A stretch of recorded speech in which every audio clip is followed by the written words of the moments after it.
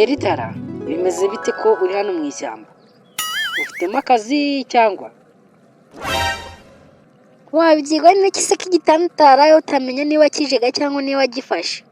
Gusa nawe wineza ibibazo. umva ko nuri umunabi se byakubayeho ninjye wabigizemo uruhare, ntabwo ari ngombwa kundakara no kumbwira nabi kuko sinjye wakugejeje aha ngaha.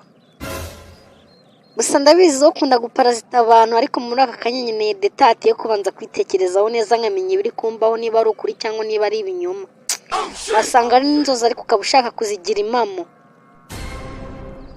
Ariko muhungu wa Thomas narengana, njye nk'uparazita ibiki? Njye nirirwanye nawe cyangwa se ibyakubayeho njyewe hari umugambi nari mbifitemo ushaka kungira nawe umuntu mubi kandi njyewe ntacyo sinagutwaye.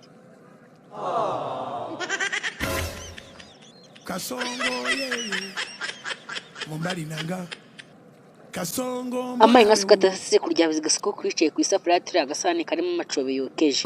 Ngwiki ibyo bintu mbonye se wasaze watewe n'abazimu bawe ukasatari yishinganishije.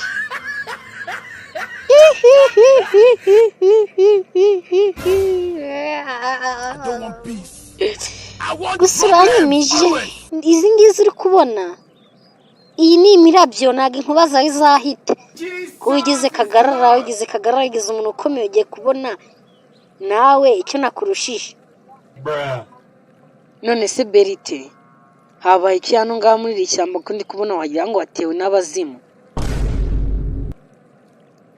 Erega ishyamba si ryeru, nawe ugiye kubyibonera mu kanya gatoya, urawutangiye gufatwa, wenda wagenda wambaye n'ubusa mu muhanda.